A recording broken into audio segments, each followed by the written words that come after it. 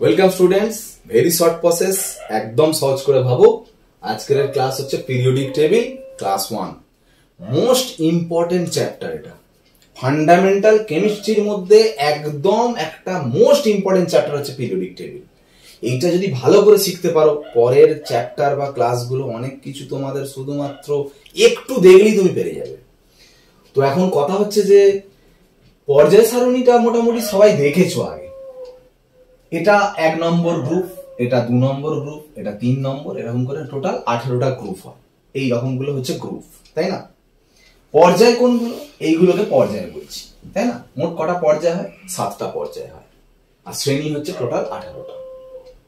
এখন যেটা বলার কথা সেটা হচ্ছে 1 নম্বর আর 2 নম্বর গ্রুপটা নিচে দেখো লেখা আছে এস ব্লক। 13 থেকে 18 নম্বর গ্রুপের নিচে লেখা আছে দেখো পি ব্লক, আর 3 থেকে 12 নম্বর গ্রুপের নিচে লেখা আছে ডি ব্লক, আর নিচে যেগুলো রাখা আছে সেগুলো এ ব্লক। এগুলো কেন হঠাৎ হলো এটা সম্পর্কে ভালো করে জানতে হবে তোমাদেরকে।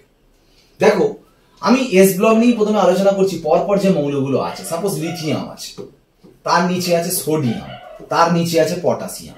লিথিয়ামের 3টে ইলেকট্রন, সোডিয়ামের 11টা ইলেকট্রন, পটাশিয়ামের 19টা ইলেকট্রন।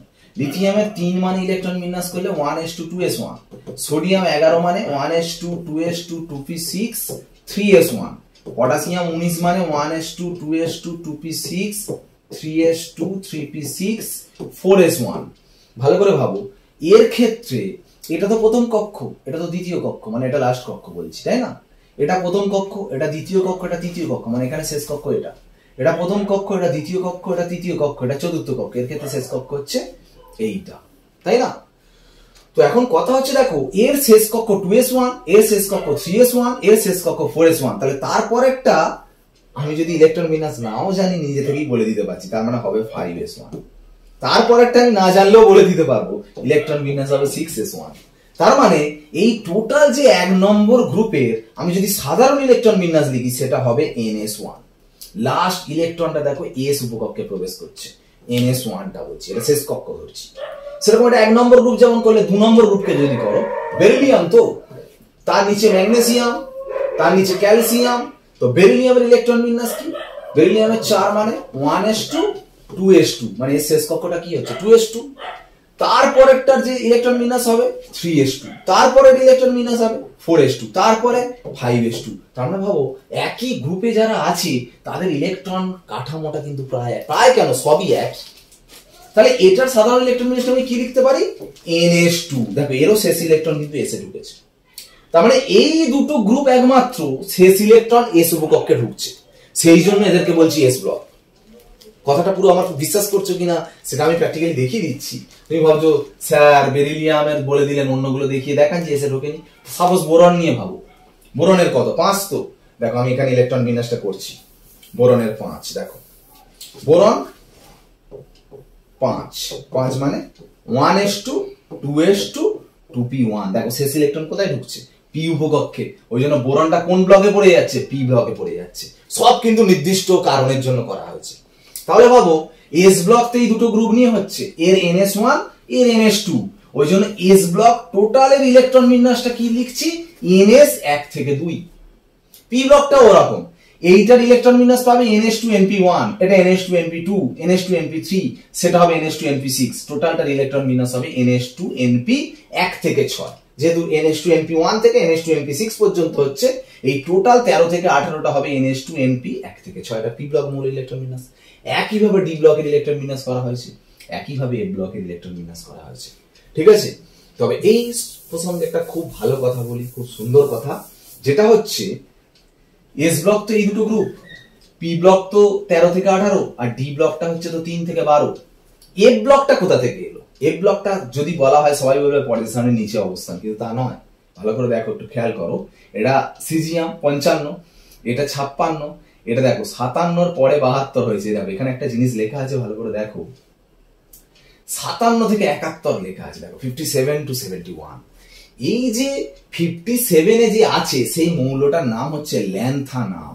এই ল্যান্থানামের সঙ্গে এই 14টা মৌল একই বৈশিষ্ট্য সম্পন্ন, এবং এদের অবস্থান এখানেই।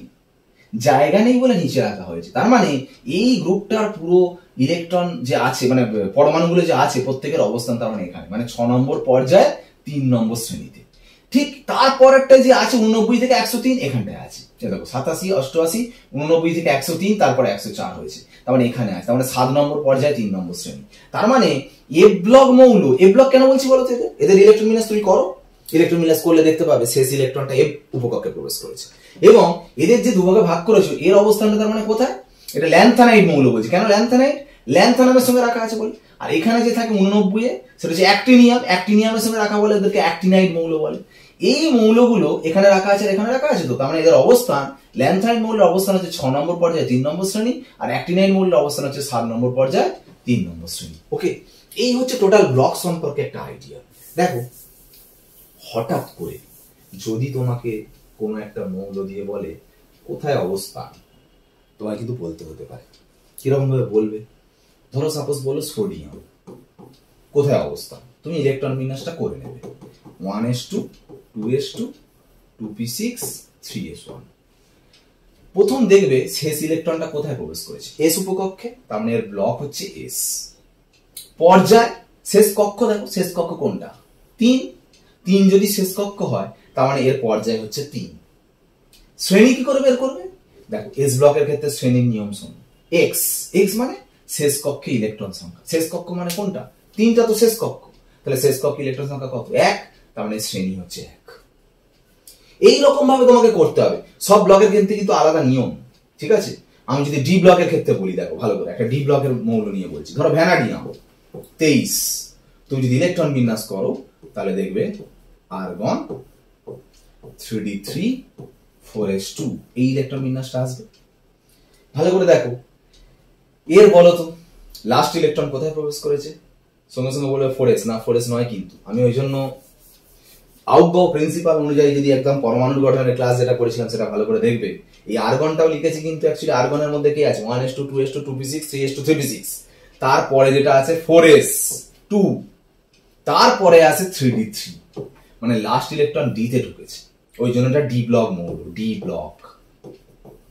কিন্তু লাস্ট ইলেকট্রন ডি তে ঢুকেছে বলে ডি ব্লক, কিন্তু এর কক্ষ মানে লাস্ট কক্ষটা কোনটা, 3 নয়, কিন্তু লাস্ট কক্ষ কিন্তু 4, সেই জন্য পর্যায় কিন্তু 4 হবে, পর্যায় 4 নম্বর।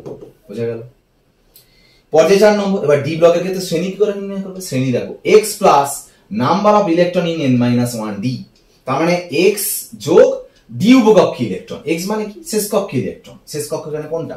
শেষ কক্ষ মানে 4টা শেষ কক্ষ, শেষ কক্ষী ইলেকট্রন 2, আর ডি উপকক্ষী ইলেকট্রন, ডি উপকক্ষ মানে এটা, ডি উপকক্ষী ইলেকট্রন কত, 3, তাহলে 2 + 3 মানে 5, তার মানে এর শ্রেণী হচ্ছে 5 নম্বর। বোঝা গেল? ব্লক তুমি দেখেই বুঝতে পেরে যাচ্ছ লাস্ট ইলেকট্রন যেখানে ঢুকছে। পর্যায় মানে শেষ কক্ষটা হচ্ছে পর্যায়, যার যেটা শেষ হবে, আর শ্রেণীর ক্ষেত্রে আলাদা আলাদা করে নিয়ম লেখা আছে। ওকে, এইবার একটা ভালো জিনিস বলি শোনো, পর্যায় সারণী কেন তুমি সারা জীবন যা যা কেমিস্ট্রি পড়বে সব অ্যান্সার এটার বেসিসে দিতে পারবে, যেটা হচ্ছে পরমাণুর আকার বা পারমাণবিক ব্যাসার্ধ কেন বাম দিক থেকে ডান দিক আর গ্রুপের ওপর থেকে নিচে চেঞ্জটা কেন কিভাবে হয় সেটা জানতে পারবে।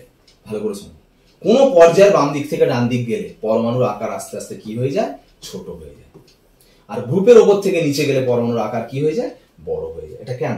সাপোজ আমি যদি বলি লিথিয়াম, তারপর একটা বেরিলিয়াম, তারপর একটা বোরন, দেখো এর 3, এর 4, এর 5, এর 3টে প্রোটন, এর 4টে প্রোটন, এর 5টা প্রোটন। কিন্তু ভালো করে দেখো, এর 3টে প্রোটন মানে 3টে ইলেকট্রন মানে 2 + 1, এর 4টে ইলেকট্রন মানে 2 + 2, এর 5টা ইলেকট্রন মানে 2 + 3। প্রত্যেকের ক্ষেত্রে দেখো কক্ষপথ কিন্তু দুটো করে আছে, মানে এরো নিউক্লিয়াস দুটো কক্ষ, এরো নিউক্লিয়াস দুটো কক্ষ, এরো নিউক্লিয়াস দুটো কক্ষ, এরো নিউক্লিয়াস দুটো কক্ষ। কক্ষ সংখ্যা সেম, শুধু প্রোটন সংখ্যা বাড়ছে বলে বাইরের ইলেকট্রনের সাথে নিউক্লিয়াসের কিন্তু অ্যাট্রাকশনটা বাড়বে। মানে এখানে নিউক্লিয়াসের প্রোটন 3টে, এখানে 4টে, এখানে 5টা, এই 3 জনের মধ্যে এর প্রোটন যেহেতু বেশি, তাই জন্য প্রোটনের সঙ্গে বাইরের ইলেকট্রনের আকর্ষণ বেশি। আরো ডান দিকে গেলে আরো আকর্ষণ বাড়বে, আকর্ষণ যত বাড়বে তত স্বাভাবিকভাবে নিজের কাছাকাছি সরে আসতে চাইবে, আর কাছাকাছি যদি সরে আসতে চায় তাহলে আকারটা কি হবে, ছোট হবে, ওই জন্য আকারটা ছোট হয়েছে। এবার উপর থেকে নিচে নামলে তুমি বলবে স্যার তো প্রোটন সংখ্যা বাড়লে আপনি বলছেন আকার ছোট হয়, তো উপর থেকে নিচে নামলে তো আরো প্রোটন সংখ্যা বাড়ছে, লিথিয়ামের 3, তো সোডিয়ামের তো 11, পটাশিয়ামের কি 19, সোডিয়াম 11 মানে প্রোটন তো আরো বাড়ছে, 19 তো আরো বাড়ছে, তাহলে কেন আকার বড় হয়ে যাচ্ছে? দেখো এর 3 মানে ইলেকট্রন বিন্যাস 2 প্লাস 1, সোডিয়াম 11 মানে কত 2 প্লাস 8 প্লাস 1, পটাশিয়াম 19 মানে 2 8 8 1। এখানে প্রোটন বাড়লে কি হবে? তার সঙ্গে তো কক্ষ বেড়ে যাচ্ছে। এর কক্ষ যদি দুটো হয়, তারপরের কক্ষ 3টে হচ্ছে, তারপরের কক্ষ কটা হচ্ছে? 4টে হচ্ছে। তাহলে কক্ষ বেড়ে গেলে কি কি চেঞ্জ হচ্ছে? নিউক্লিয়াসের সঙ্গে বাইরের ইলেকট্রনের দূরত্বটা বেড়ে যাচ্ছে, আর এই যে ভিতরের কক্ষগুলো কিন্তু বাইরের ইলেকট্রন আর নিউক্লিয়াসের আকর্ষণের মাঝে বাধা সৃষ্টি করছে। কারণ এই ইলেকট্রন আর এই নিউক্লিয়াসের মাঝে যে আকর্ষণটা হচ্ছে, ভিতরের যে ইলেকট্রনগুলো কিন্তু ওদের মধ্যে গার্ড করছে। তার জন্য এই প্রভাবটাকে বলা হয় পর্দার প্রভাব বা আবরণী ক্ষমতা। তো এই পর্দার প্রভাব বা আবরণী ক্ষমতার জন্য কি হচ্ছে? আকর্ষণটা কমে যাচ্ছে, দূরত্ব একটা ফ্যাক্টর হয়ে যাচ্ছে, আবরণী ক্ষমতা একটা ফ্যাক্টর হয়ে যাচ্ছে। এই দুটো ফ্যাক্টরটা কি করছে? প্রোটন সংখ্যা যতই বাড়ুক না কেন সেই ফ্যাক্টরটাকে ওভারকাম করে দিচ্ছে। সেই জন্য পরমাণুর আকারটা বাড়ে। সেই জন্য সব থেকে বড় আকার ক্ষার ধাতু, সব থেকে ছোট আকার নোবেল গ্যাস হওয়ার কথা, কিন্তু এতদিন যাবত কেন তোমরা হ্যালোজেন বলছো? সব থেকে ডান দিকে তো নোবেল গ্যাস আছে, হ্যালোজেন কেন বলো? অ্যাকচুয়ালি আমি যদি বলি সবাই ভুল করে বলে। তার কারণটা কি? যদি নোবেল গ্যাস আর হ্যালোজেনের মধ্যে আমি ডিফারেন্সটা একটু বলি। দেখো অ্যাকচুয়ালি আমরা পারমাণবিক ব্যাসার্ধ কিভাবে মাপি শোন। কোনো সমযোজী বন্ধন থাকলে না, একটা পরমাণুর সাথে আরেকটা পরমাণু যখন ওভারল্যাপ থাকে, এর সেন্টার এর সেন্টারের মধ্যে দূরত্ব নির্ণয় করা হয়, করে হাফ করে দিলে সেটাকে ব্যাসার্ধ হয়। এটাকে যদি হাফ করে দেওয়া হয় ব্যাসার্ধ ধরা হয়, কিন্তু বাস্তবে কিন্তু এটা ব্যাসার্ধ নয়। দেখো ব্যাসার্ধ এতটা হওয়া কথা, কিন্তু এতটা ধরা হচ্ছে, তার মানে ভুল ধরা হচ্ছে, কিন্তু ওইভাবেই করা হয়। সমযোজী ব্যাসার্ধ এটাকে বলে। ধাতুর ক্ষেত্রে আবার একটা ধাতু আর একটা ধাতুকে জাস্ট টাচ করে থাকে, তার ক্ষেত্রেও সেম, সেন্টার দুটোকে মাঝের দূরত্বকে হাফ করে দিলে যেটা হয় সেটা, মানে এটা অরিজিনাল ব্যাসার্ধ। আবার নোবেল গ্যাসে তোমরা জানো বন্ধন তো হয় না, একটা হিলিয়াম পরমাণুর সঙ্গে আর একটা হিলিয়াম পরমাণু বন্ধনে যুক্ত হয় না, একটু দূরে থাকে। তো দূরে থাকলেও তার সেন্টার আর এর সেন্টারের মাঝের দূরত্বকে যদি 2 দিয়ে ভাগ করা হয়, এইটাকে ধরা হয় ভ্যান ডার ওয়ালস ব্যাসার্ধ। দেখো এটা ধাতব ব্যাসার্ধ, হ্যাঁ এটাকে বলছি সমযোজী ব্যাসার্ধ, এটাকে বলছি ভ্যান ডার ওয়ালস ব্যাসার্ধ, এটাকে বলছি ধাতব ব্যাসার্ধ। তাহলে এখানটা ভাবো ব্যাসার্ধ তো হওয়ার কথা এতটা, তাহলে এক্সট্রা এতটা তো বেড়ে যাচ্ছে। এটা একমাত্র নোবেল গ্যাসের ক্ষেত্রে এই ব্যাসার্ধটা পরিমাপ করা হয়, ভ্যান ডার ওয়ালস ব্যাসার্ধ, আর তার জন্যই পরমাণুর আকারটা বড় হয়। কিন্তু বাস্তবে কিন্তু ছোটই হয়, ওই ব্যাসার্ধটা পরিমাপ করা হয় বলে বড় হয়। ঠিক আছে, ওই জন্য নোবেল গ্যাসটা একটু আকারে বড় হয়, ওই জন্য সব থেকে ছোট পরমাণু মানে আমরা হ্যালোজেনকে বলি। ওকে, একটা ভালো কথা বলে আমি আজকের ক্লাসটা শেষ করব। দেখো মন দিয়ে শুনবে, কোন পরমাণুর থেকে ধরো সোডিয়াম, তার ক্যাটায়নের আকার ছোট হবে, মানে এর থেকে এর ক্যাটায়নের আকার ছোট। আর কোন পরমাণুর থেকে তার অ্যানায়নের আকার বড় হবে, মানে সবসময় মাথায় প্লাস এসে গেলে পরমাণু আকার ছোট হয়ে যাবে, আর মাথায় মাইনাস এলে তার পরমাণু আকার বড় হয়ে যাবে। কেন যদি বলি, দেখো সোডিয়ামে প্রোটন 11টা, ইলেকট্রন 11টা। তাহলে আমি যদি বলি প্রোটন বাই ইলেকট্রন করলে কত হবে? 1, 11/11। এখানে যদি বলি প্রোটন 11টা, ইলেকট্রন কটা? 10টা, মানে 11/10, মানে 1.1। এই ক্যালকুলেশনটা কেন করছি? এখানে 11টা ইলেকট্রনকে 11টা প্রোটন অ্যাট্রাকশন করছে, তাহলে এক একটা ইলেকট্রনকে কটা প্রোটন অ্যাট্রাকশন করছে? একটা। এখানে 10টা ইলেকট্রনকে 11টা প্রোটন অ্যাট্রাকশন করছে, তাহলে এক একটা ইলেকট্রনকে কটা প্রোটন আকর্ষণ করছে? 11/10, মানে 1.1। মানে পার ইলেকট্রনের জন্য এখানে প্রোটন নাম্বার একটা, আর এখানে পার ইলেকট্রনের জন্য প্রোটন নাম্বার 1.1। তার মানে এখানে অ্যাট্রাকশনটা বেশি কাজ করছে। অ্যাট্রাকশন যত বেশি তত কাছাকাছি চলে আসবে, আকারটা ছোট হবে, ওই জন্য এর আকারটা ছোট হচ্ছে। এখানে আবার উল্টো, দেখো এখানে প্রোটন 17, ইলেকট্রন 17, তার মানে 17/17 করলে কত হচ্ছে? 1। এখানটা করলে কি হবে? ইলেকট্রন 18, প্রোটন 17, মানে 17/18 করলে হবে 0.9। তার মানে এখানে অ্যাট্রাকশনটা বেশি, ওই জন্য এর আকার ছোট, এর আকার বড়। তোমাকে কিন্তু এখানে কোয়েশ্চেন যেটা দেবে, বিভিন্ন আয়ন দিতে পারে এবং তাদের পারমাণবিক ব্যাসার্ধের ঊর্ধ্বক্রমে সাজাতে বলতে পারে। সাপোজ তোমাকে বললো N3- Na+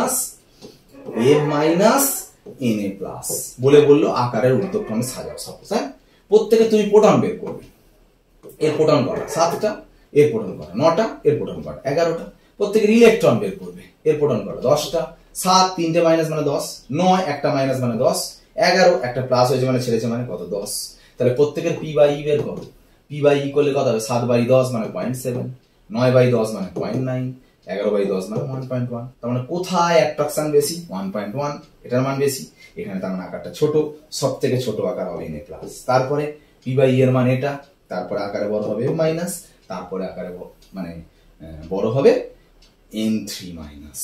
ওকে, তাহলে যে কোনো আয়নের আয়নীয় ব্যাসার্ধের ঊর্ধ্বক্রমে যদি তোমাকে সাজাতে বলে, প্রত্যেকটার p/e বের করবে, যেটাকে বলা হয় ইলেকট্রন প্রতি নিউক্লিয় চার্জ।